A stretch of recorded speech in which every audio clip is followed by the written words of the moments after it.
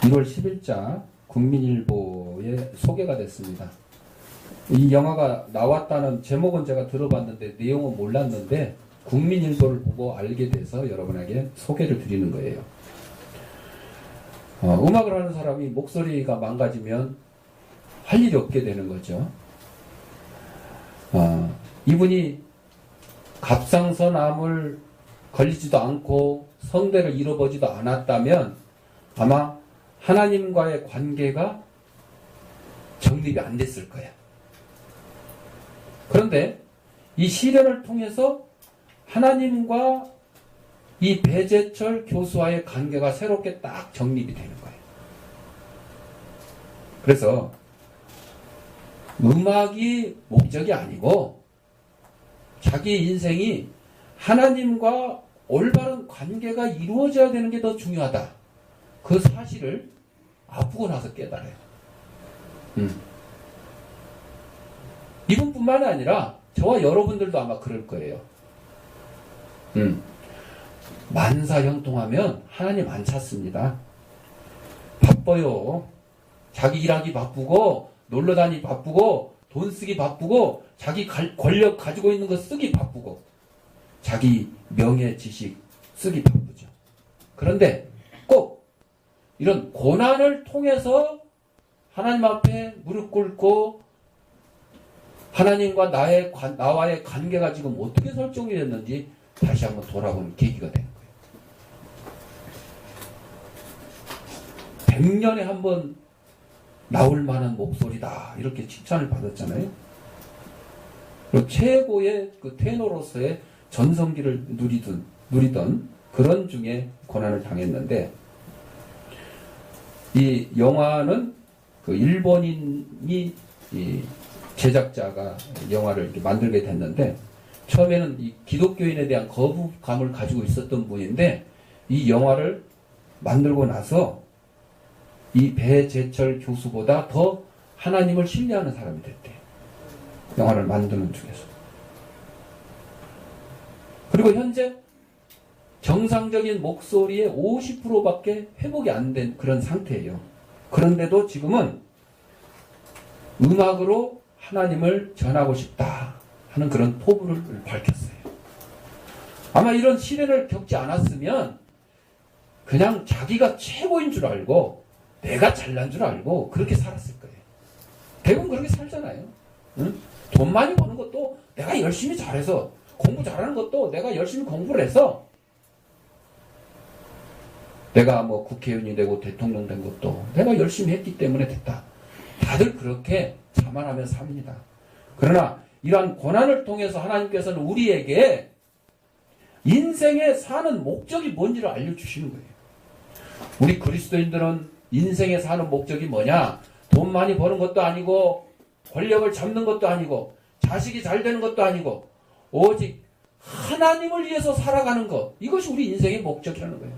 하나님을 영원토록 즐거워하는 것, 쉽게 말하면 하나님을 기쁘시게 해드리는 거예요.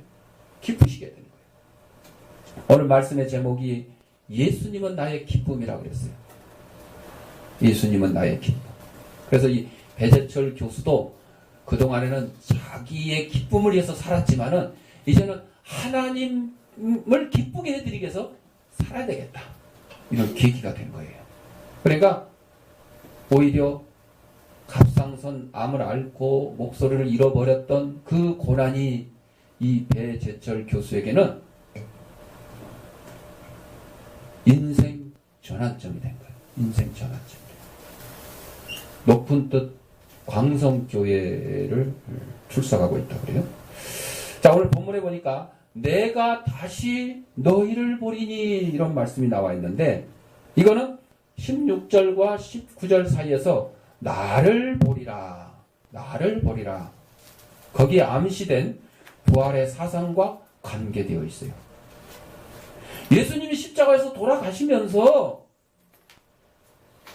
제자들에게 다시 부활한 모습으로 나타날 거라고 미리 누차 얘기를 했는데도 불구하고 제자들은 믿지 않았어요. 못 믿었어. 왜? 아니, 죽은 사람이 다시 살아나다니 전무후무한 일이요. 이런 일은 세상에 없었거든. 그래서 제자들조차도 믿지를 못했어요. 그런 제자들에게 예수님은 내가 다시 너희를 보리니 이렇게 말씀했어요. 제자들이 보는 것에 예수님의 부활뿐만 아니라 성령의 강림이 이중적 의미로 암시되어 있어요. 자, 예수님이 십자가에서 돌아가시고 사흘 만에 부활을 하셨어요. 그걸로 끝이 아니고 예수님은 다시 승천하셨어요. 구름 타고 하늘로 올라가셨어요. 하나님 우편에 지금 앉아 계세요. 그러면서 누구를 보내준다고 그랬냐면 성령을 보내주신다고 그랬어요. 예수님이 가시지 않으면 성령이 오실 수 없다. 그렇게 말씀하셨어요. 그러니까 예수님이 평생 이 땅에서 나오고 살았으면 좋겠는데 예수님이 가시면서 선물을 또 주셨어요. 은혜를 주셨어요. 성령님을 보내주셨다는 거예요. 성령님. 그래서 구약시대는 성부 하나님의 시대요. 신약시대는 성자 하나님의 예수님의 시대요. 지금 오늘날 우리는 성령 하나님의 시대예요. 지금. 그러니까 지금 시대는 우리의 심령 속에 성령이 가득해가지고 충만해가지고 성령의 감동에 따라서 전도도 하고 구제도 하고 여러분의 삶을 영위해 나가는 겁니다. 그런데도 오늘날 엉뚱한 사람들은 성부 하나님 보여주옵소서. 예수님 제발 내 꿈에 좀 나타나 주옵소서. 이렇게 하시는 분들이 있는데 그렇게 나타나실 경우도 있지만은 성령 하나님의 시대이기 때문에 여러분을 감동, 감화시키고 우리의 심령 속에 내주해 주셔서 우리를 인도해 주시는 분은 성령 하나님이시다 하는 것을 여러분들이 아셔야 되는 거예요. 예수님은 부활 후 40일 동안 이 지상에 계시면서 제자들에게 자신의 영광스러운 부활을 나타내실 것을 미리 알리시는 말씀이 오늘 본문에 나오는 내가 다시 너희를 보겠다고 했어요. 뿐만 아니라 제자들이 어떠한 처지 속에 있다 할지라도 저들을 찾으시겠다는 약속의 말씀이에요. 감옥에 gat혀있던 풍랑을 만나던 예수님이 함께해 주시겠다고 약속했어요. 또한 마음이 기쁠 것이다 그랬습니다. 우리 성도는 하나님의 구원하심을 체험한 후와 성령의 충만함을 받은 후 성령의 열매로 마음의 기쁨을 얻습니다. 예수 그리스도의 제자들은 예수님의 부활을 목격함으로써 하나님의 구원을 확신하고 기쁨을 얻게 되었습니다. 또한 예수님이 십자가에 돌아가신 후에도 성령 강림으로 인해서 그들의 기쁨은 끊임없이 지속되었습니다. 예수님이 십자가에 고난당하시고 죽으시고 사흘 만에 부활하시고 40일 만에 승천하시면서 성령님을 약속해 주셨기 때문입니다. 또한 너희 기쁨을 빼앗을 자가 없으리라 그랬습니다. 이 말은 제자들이 결코 슬픔을 당하지 않는다는 의미가 아니라 슬픔을 당하게 되더라도 고난을 받게 되더라도 제자들이 받게 될 기쁨의 근원이 하나님이시므로 세상 사람들이 잠시 체험하는 일시적인 기쁨과 구별된다는 의미입니다. 그리고 이 말은 제자들이 십자가의 의미를 이해하는 후에 더욱 심화된 기쁨에 사로잡히게 된다는 의미입니다. 예수님이 십자가에 달리신 그것만 생각하면 고난이잖아요. 고난이잖아요. 슬픔이잖아요. 이렇게 억울할 수가 없어요. 억울할 수가 없어요. 며칠 전에 경민이하고 성민이하고 아주 다투는데 형제간에 아주 쌍벽을 이루는 견원지간이야. 그래서 뭐만 하면 와서 일르면 또 안 그랬다 그러고 네가 먼저 그랬다고 형하고 동생끼리 이래요. 좀 사이좋게 지내면 좋은데 그게 잘 안 되나 봐요. 너무 그냥 가까워서 그런가 봐. 그래서 둘 다 군밤을 한 대씩 때렸더니 성민이는 그냥 가만히 있는데 경민이는 억울하다고 울어요. 억울하다고 울어.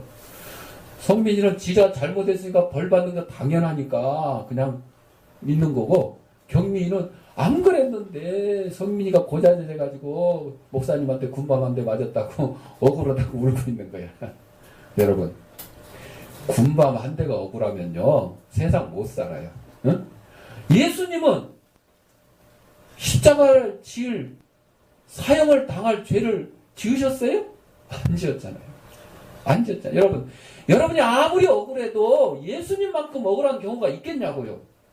없어요. 친구한테 모함을 당하거나 이웃에게 모함을 당하거나 욕을 먹거나 운전하다가 나는 제대로 운전했는데 옆차가 막 끼어들다가 막 사고가 나기도 하고, 술 먹고 운전하는 사람이 가만히 서 있는 내 차를 박기도 하고, 태릉 입구 사거리역에서 몇 년 전에. 그러고는 막 내려가지고 지가 막 큰 소리 치고 막 난리 치다가 경찰서 가갖고는 이제 무릎 꿇고 빌기 시작하고. 여러분들, 저와 여러분들의 억울한 일들이 예수님의 십자가에 당하신 그 억울한 만큼 더 하겠냐고요? 그렇지 못하잖아요.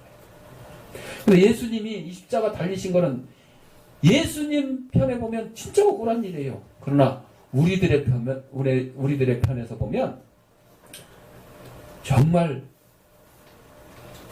세상 역사에 하나님의 구원 역사에 기쁜 일이 기쁜 일.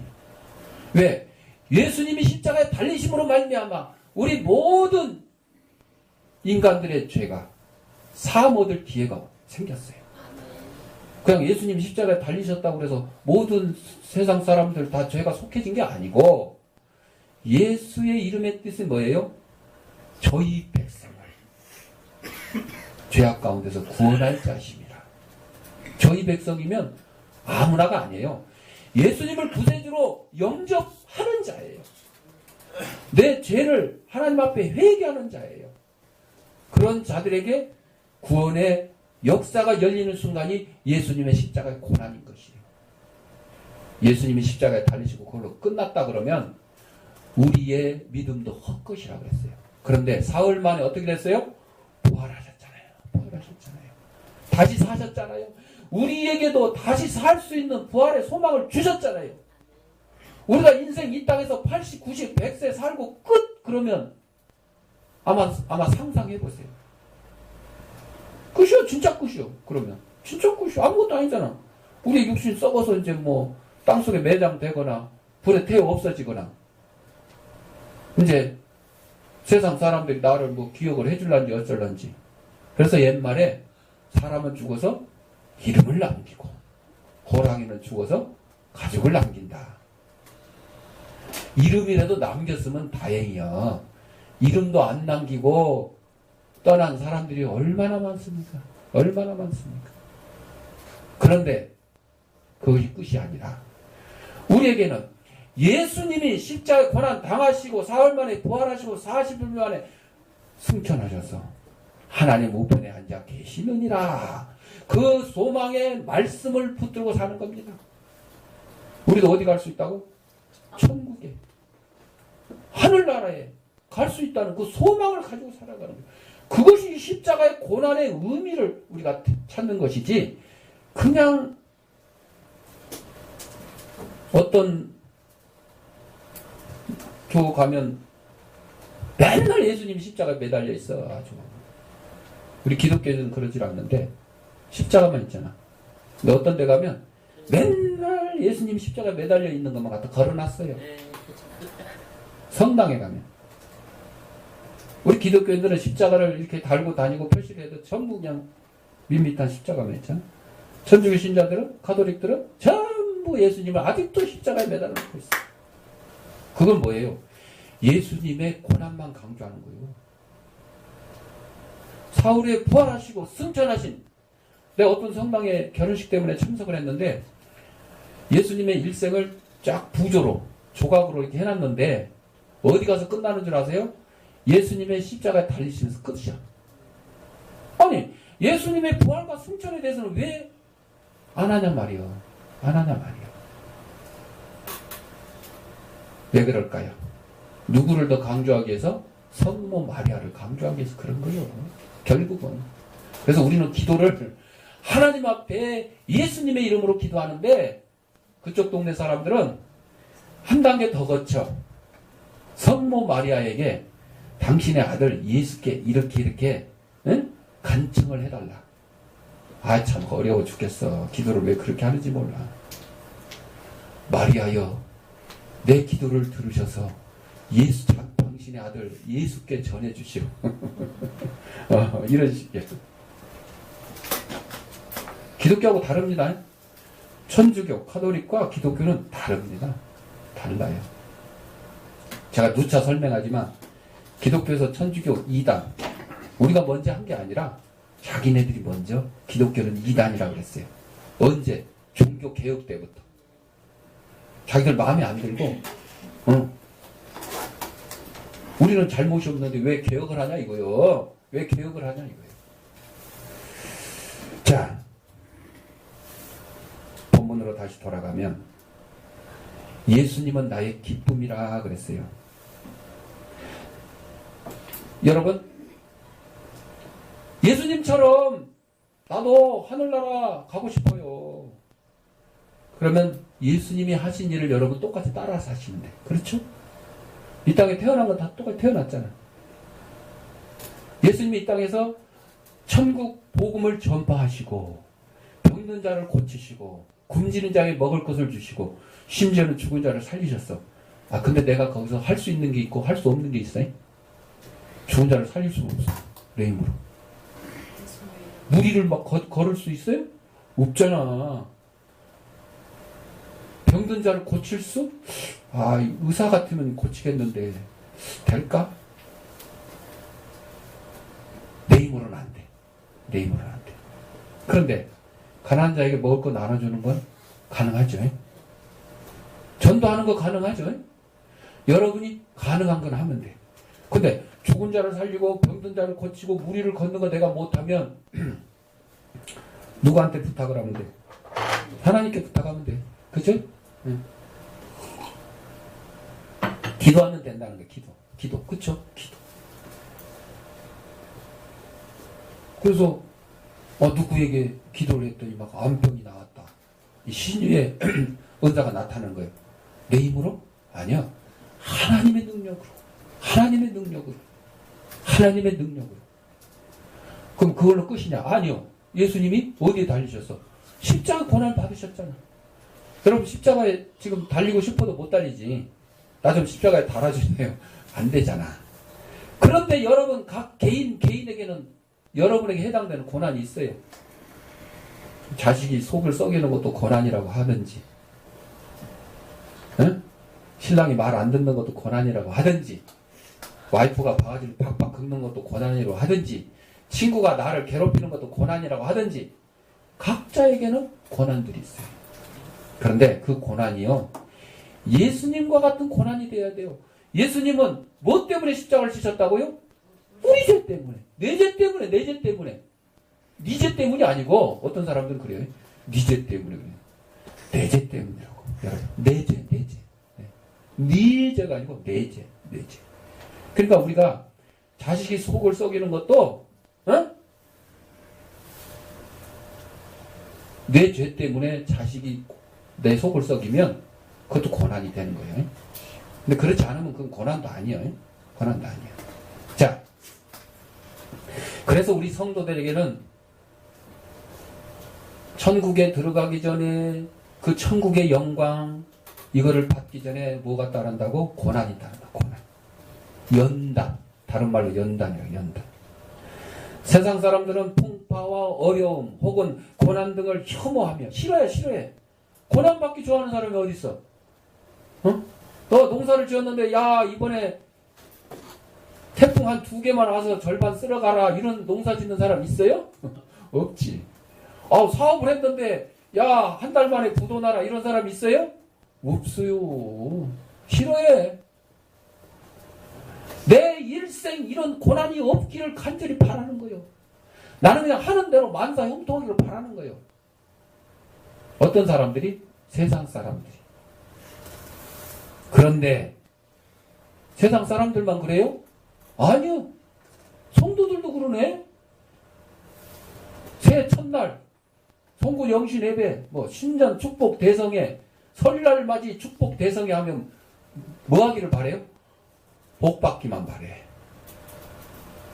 하나님, 금년에 나에게 2가지 정도의 고난을 주셔서 내 믿음이 더 자라게 해주옵소서. 이런 사람 아마 거의 없을 거야. 다 그냥 그리스도인들하고 똑같은 거예요. 똑같은 거예요. 물질이 풍부해지면 질수록 사람들은 고난을 통한 연단보다는 풍요를 통한 쾌락을 찾고자 하는 그런 경향에 빠져들어요. 여러분들, 옛날에 먹고 살기 힘들 때, 정말 보릿고개 때, 일제시대 때, 6.25 때는 그게 고난이었잖아요. 그게 연단이었잖아요. 그래서 믿음을 가진 사람들도 그것 때문에 더 그냥 하나님 찾게 되고 믿음을 가졌어요. 나라를 사랑하는 애국심도 그때는 더했어요. 그런데 지금은 어때요?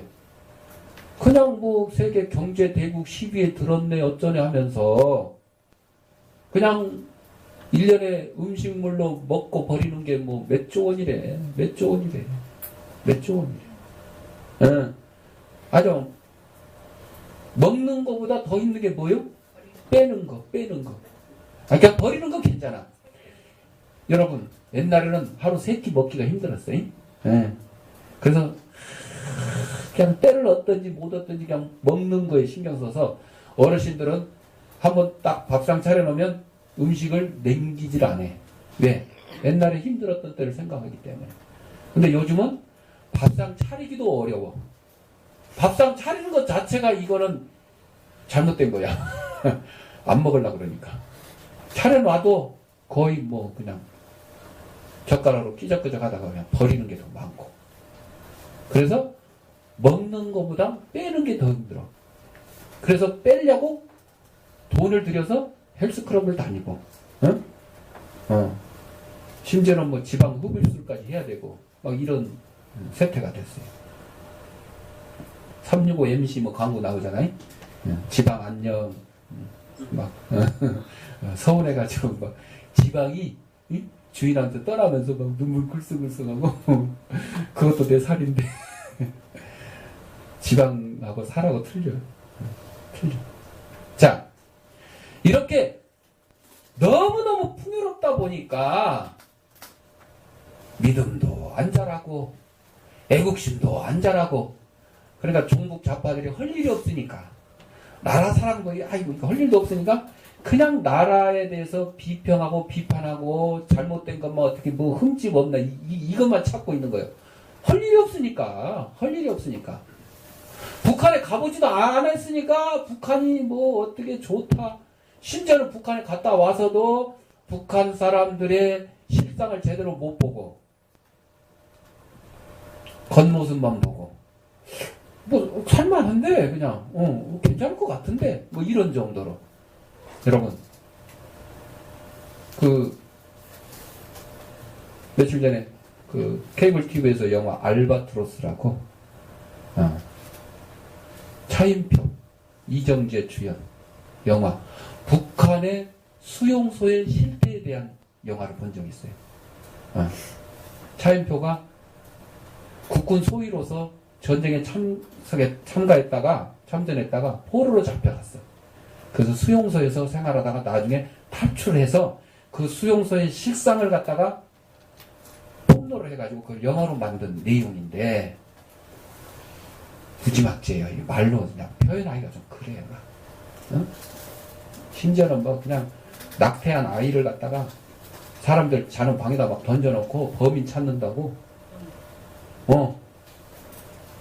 또 임신시킨 남자를 갖다가 자기가 임신 여자를 갖다가 너 살려면 이거 죽여라 그래가지고 대놓고 막 찔러 죽이게 만들고 차인표는 감옥에서 먹을 게 없으니까 쥐 잡아서 그냥 그대로 그냥 씹어 먹고 이걸 이제 영상으로 보여주는데 여러분 그 정도는 아무것도 아니에요.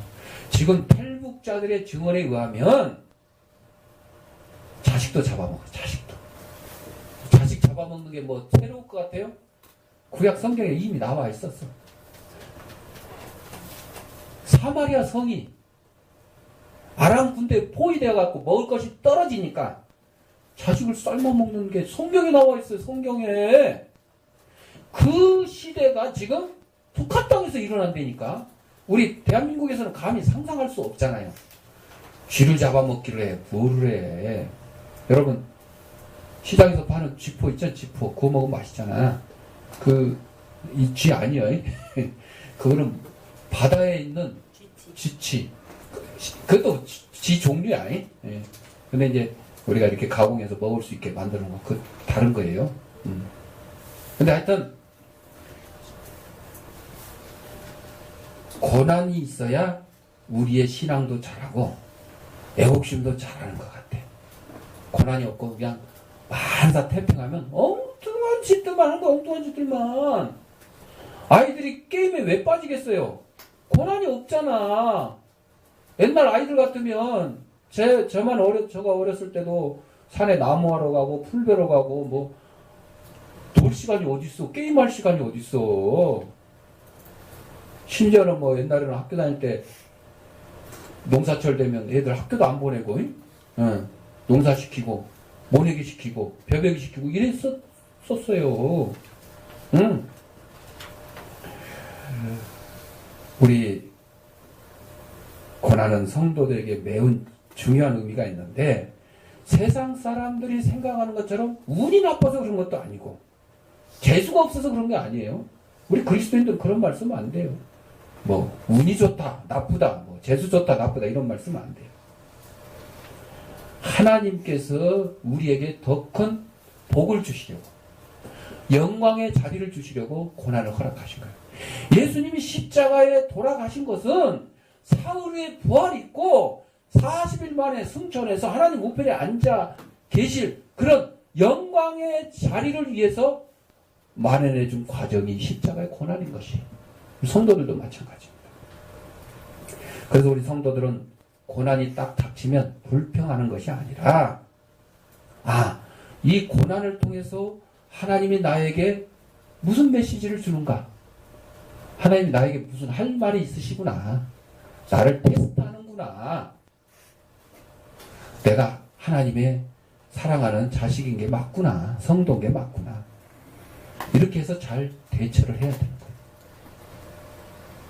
이 범버란트 목사님이 감옥에서 있을 때 하나님의 지하 운동이라는 책을 통해서 소개했는데 루마니아 공산주의 시절에 기독교를 버리고 공산당에 협조하라는 고문을 하고 협박을 했는데 말을 안 들으니까 사모님도 감옥에 가두어 버렸어요. 그리고 어린 아들은 고아로 그냥 내팽개쳐 버렸어요. 그때 이 범버란트 목사님이 하나님께 감옥 속에서 하나님의 도움을 구하며 기도했는데 하나님의 주신 말씀, 너희가 여러 가지 시험을 만나거든 온전히 기쁘게 여겨라. 여러분, 시험과 고난 받으면 기뻐하기가 그렇게 쉽습니까? 쉽지 않아요. 저도 이렇게 얘기는 하지만 막상 나에게 이런 고난이 닥치면 항상 기뻐하라. 쉬지 말고 기도하라. 범사에 감사하라. 이 말씀이 얼른 생각이 나겠어요? 잘 안 나는 거죠. 그나마 제가 91년도에 그 신장기증하고 수술하고 딱 나오면서 하나를 미리 땅에 떨어져 썩지 아니하면 하나를 그대로 있고 썩으면 많은 열매를 맺으리라 하는 성경 구절을 그나마 했으니까 다행이야. 그거 기억해서 했어. 그게 KBS 아침 뉴스에 쫙 그대로 나왔거든. 나왔거든. 대단하지? 대단해. 그 자랑하려고 한 게 아니고 하나님이 내게 주신 은혜에 감사해서 하나님을 기쁘시게 해드리고자 헌신하는 그런 자세를 한 거잖아요. 그렇잖아요. 이 목사님이 너희가 여러 가지 시험을 만나거든 온전히 기쁘게 여기라. 어떻게 감옥에서 뭐 기쁘게 응? 사모님부터 대신 갖다 집어넣고 말 안 듣는다고. 자식은 이제 고아처럼 그냥 떠돌게 됐는데. 도무지 기뻐할 상황이 안 되었지만 말씀에 순종하게 해달라고 기도를 했어요. 그러는 가운데 하나님께서 자신도 모르는 사이에 마치 빗물에 흠뻑 젖듯이 기쁨을 충만하게 입혀주는 것을 경험을 했어요. 그리고 하나님께서 함께 하신다는 것, 자신의 기도를 들어주신다는 것, 다른 방에 수감된 아내와 어디 있지 있는지 알 수도 없는 그 아들을 하나님께서 반드시 지켜주실 것이라. 이런 믿음이 생긴 거예요. 그래서 그냥 그런 순간에 그냥 일어나서 막 춤을 추고 막 찬송을 부르고 사람들이 드디어 때가 왔구나. 미쳤구나.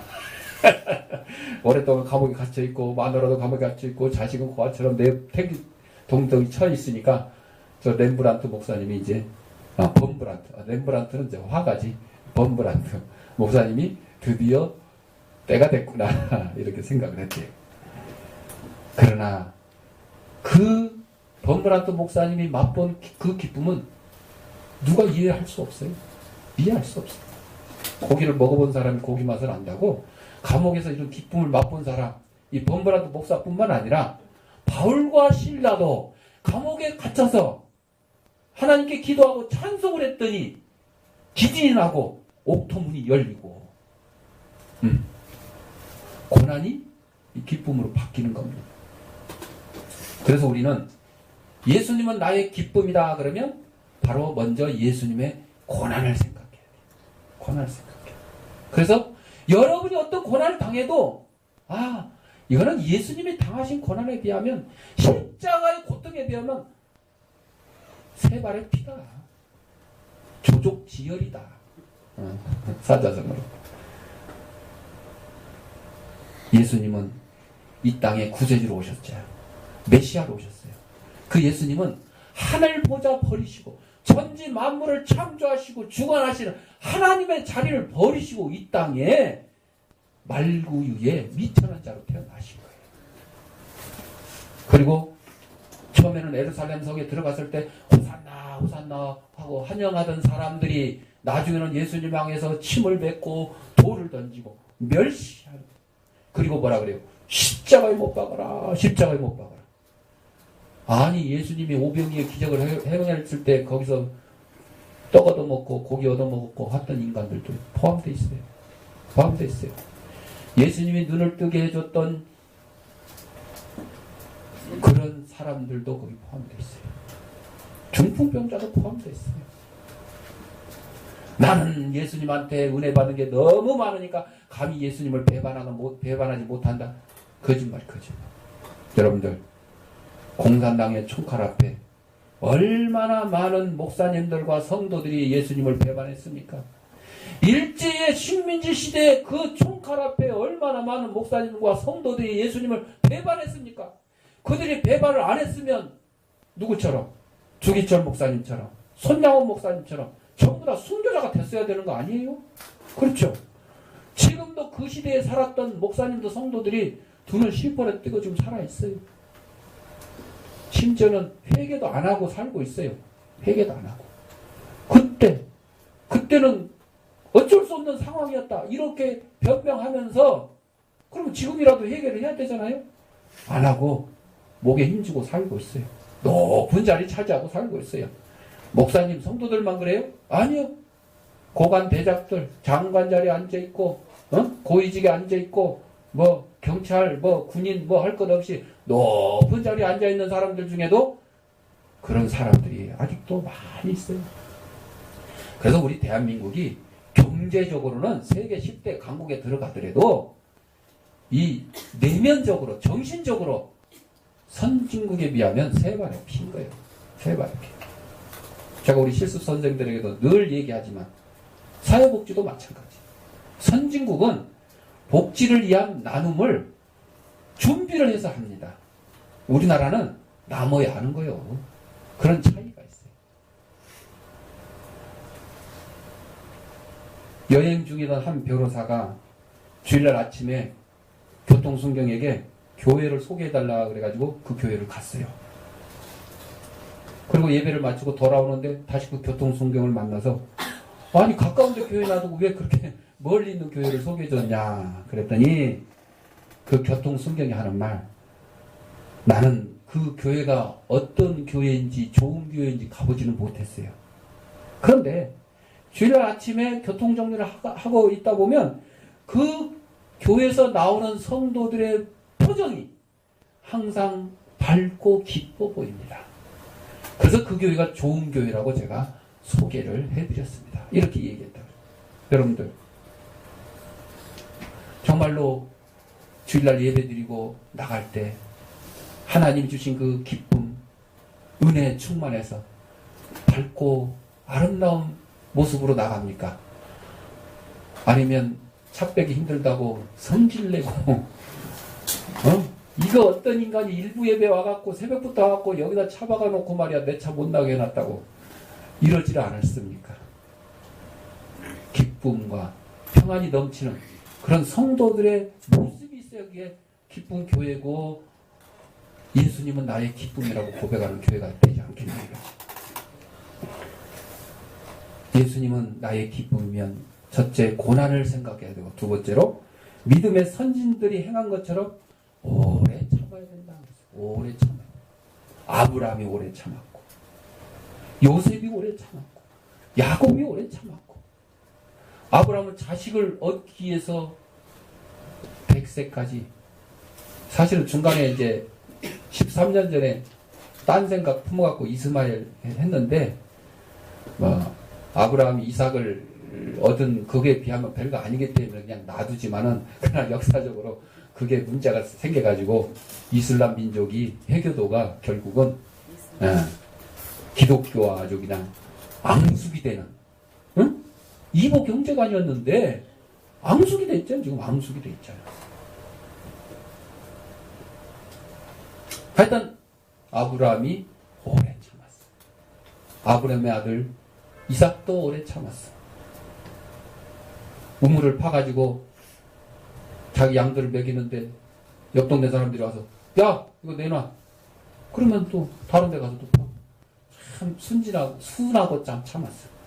그래서 이삭의 아들 또 야곱 그냥 형을 속이고 내 삼촌 집으로 도망가가지고 종살이를 하면서 참았어. 참았더니 하나님이 야곱의 이름을 이스라엘로 바꿔주고 이스라엘의 조상이 되게 해주죠. 또 야곱의 11번째 아들 요셉 형들한테 미움받아가지고 애굽의 노예로 팔려갔어. 팔려간 것만 아니라 또 시기를 받아가지고 감옥에 또 갇히기도 했어. 참았어. 그랬더니 하나님이 요셉을 애굽의 총리로 만들었어. 총리로. 참았어. 이스라엘의 애굽에서 또 그걸로 끝이야. 430년 동안 종살이를 했어요. 430년 참았어. 참았더니 하나님이 때가의 이름에 모세라는 지도자를 딱 보내주셔가지고 이스라엘 백성을 해방시켜 주셨어요. 여러분들 이 믿음의 선진들의 이런 얘기를 우리가 모르는 게 아니요. 다 알고 있는데 그때는 그때일 뿐 나하고는 상관이 없다. 이렇게 생각을 하니까 예수님의 고난도 저리 가고 믿음의 선진들의 오래 참음도 저리 가고 내팽개치게 되는 거예요. 사랑하는 성도 여러분, 시련을 통한 연단은 그것 자체가 목적이 아니고 끝이 아닙니다. 하나님께서 자기 백성을 천국으로 이끌고 하나님의 백성으로 만드는 과정일 뿐이다 하는 것을 여러분은 기억을 하셔야 됩니다. 믿음과 소망을 가지고 인내함으로써 연단을 잘 견뎌낼 때에 성도들에게는 하나님의 나라는 물론 부활하신 주님께서 보증하여 주신 영광을 누리게 될 것입니다. 아멘. 인생이 어디서 와서 무엇 때문에 살고 어디로 가는지 분명하게 깨닫게 되면 우리의 마음속에서 진리를 발견하는 기쁨이 넘쳐나게 됩니다. 진리가 뭐예요? 진리를 알지니 진리가 너희를 자유케 하리라. 예수 그리스도께서 말씀하셨어요. 내가 곧 길이요 진리요 생명이니 나를 믿는 자는 영원히 멸망하지 않을 것이라. 기도하겠습니다. 사랑하는 풍성하신 아버지 하나님, 우리를 이 땅에 보내시고 하나님의 귀한 백성으로 삼아주신 것